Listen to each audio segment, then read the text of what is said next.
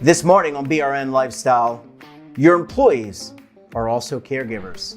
And joining me now to discuss this is Professor Joseph B. Fuller, Professor of Management Practice at the Harvard Business School. Professor Fuller, so great to see you. Thanks for joining us on the program this morning. Jeff, delighted to be with you and your audience. Yeah, it's great to have you. And we're going to talk about caregiving. And I want to start off with a basic question. Do you have an idea of what percentage of employees, it could be in the private sector, public sector, not-for-profit sector, are actually caregivers? You know, it's a deceptively hard question to answer because when you ask people that question, very often they confuse it with I'm providing real medical attention to somebody. And some people assume that just means, oh, yeah, I take care of my kids at home or my parents are living with me or something like that. But we'd say probably on the order of 50 to 60 million people. So it's probably on the order of half the workforce has somebody they're responsible for in their lives outside of work. Yeah, I mean, that's very significant. And I guess my follow to that is, are employers aware of just how impactful caregiving can be to their employees? I would say supervisors are. Mm-hmm. So people who actually manage individuals very often know what's going on in their lives. And that was greatly heightened, of course, during COVID for workers who are fortunate enough to be able to work remotely. However, institutionally, most employers are only aware of it generally and also through the lens of even the CEO supervises some people and their own life history. But companies have not traditionally understood that caregiving very much affects the productivity, attendance, and critically, from an economic point of view, the economics of turnover. People either taking actions that lead them to be fired, or more commonly, cause them to resign a position because they just can't balance the demands of work and their personal obligations. And that's a big number. So part of our research here at Harvard Business School is to try to emphasize that employers need to look into those economics, how caregiving drives their costs, and therefore is something they should be concerned about. Yeah, and do you think that there is an awakening? I mean, we have an aging society, like many other societies. America is not unique in that regard. Europe, China, Asia, et cetera. They're around the world. They're aging societies. So are employers starting to awaken? I mean, obviously, research organizations like yours are performing research and providing it. I have to assume that there's some kind of awakening going on. I would say there is, and it's being driven by several considerations. There is a hangover from COVID. And now that employers are trying to find a new balance between hybrid and in-person work for their white collar workers are able to work hybrid, care is coming up a lot more in the considerations as companies call people back more to work in offices and getting pushback. There's another consideration, which is while caregivers are men and women, women are a particularly important focus for employers. Now, historically, we would have thought of that through a DEI lens, but there are a couple of other reasons for it. Women are a significant majority of all college students right now, law school students, medical school students, PhD candidates. Not every PhD programs, but all PhD programs added together, you look at gender, women are high 50%. And also, women are generally significantly outperform men on skills we call social skills. Basically the ability to interact with others, effectively go into unfamiliar groups, be empathetic, be a effective negotiator, not thumping the table, but working out a problem with another. Well, employers are increasingly seeking people with post-secondary credentials. And as automation takes over more and more technical tasks in work, what's left that's important, that really distinguishes an effective worker from not, are those social skills. So there's this multiple factors causing particularly large companies to say, how can I make my workforce more women friendly, more mom, daughter, daughter-in-law friendly than historically? And that's very, very early. And only a few employers, I think, are really bringing a new set of insights to this and trying some things, some experiments. So there's a long way to go, but demographic factors and the changing nature of work are going to give this whole issue a bit of a tailwind. Yeah, and you mentioned flexibility that COVID, I think, in some ways it was good. In a lot of ways it was bad. But in terms of that flexibility being a key driver for employment, how can employers step up? What can they do? And you mentioned that there are some larger employers experimenting.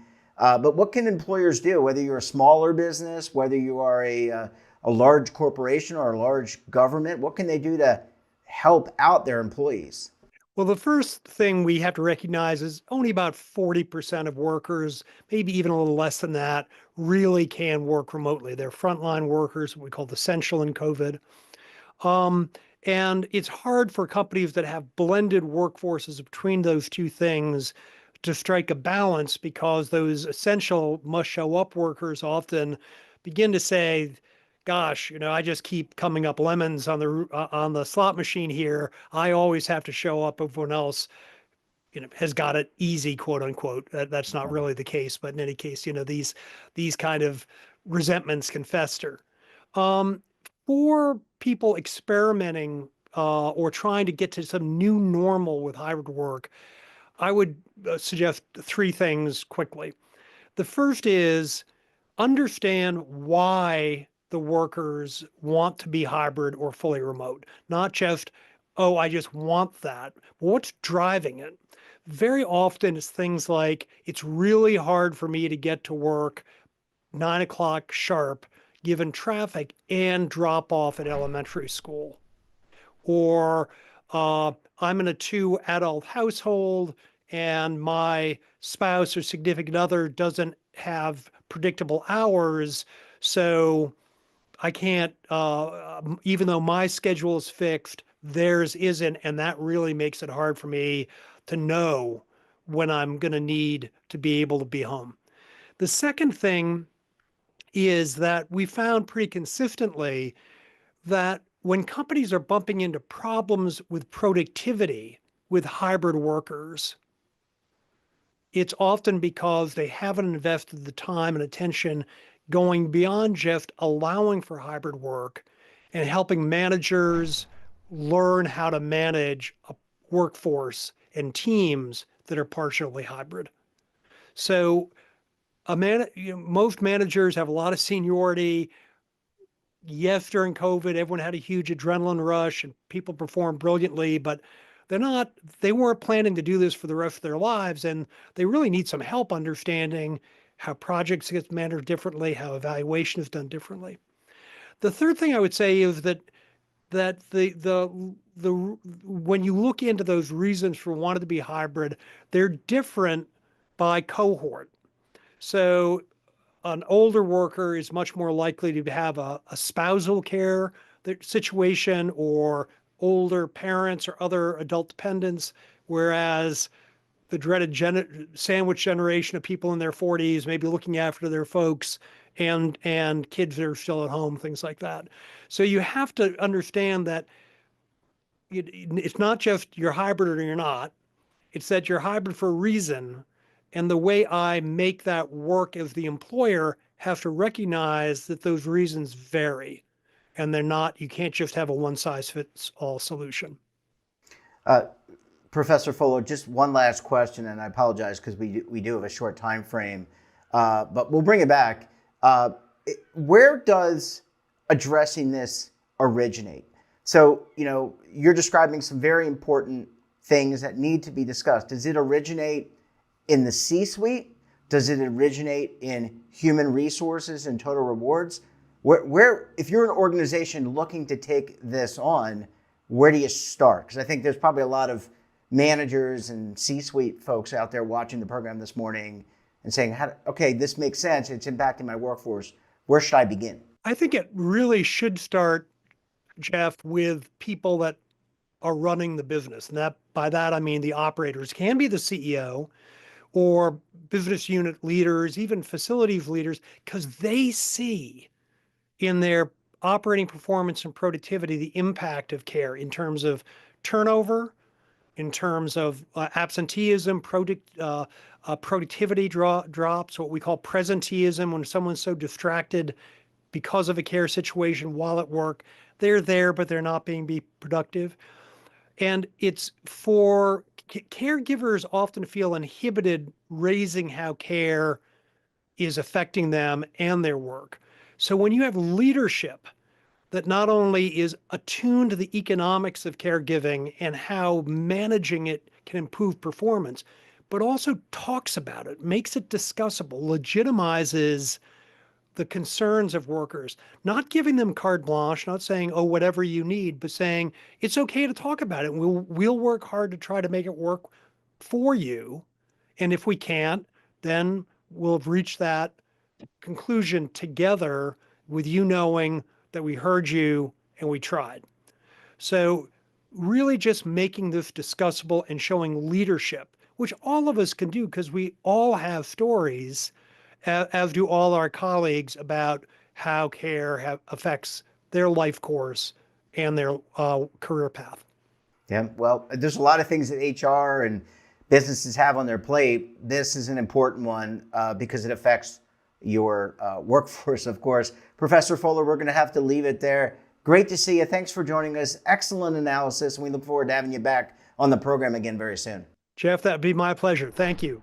And don't forget to subscribe to our daily newsletter, The Morning Pulse, for all the news in one place. Details, of course, at our website.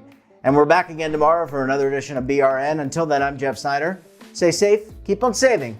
Don't forget, roll with the changes.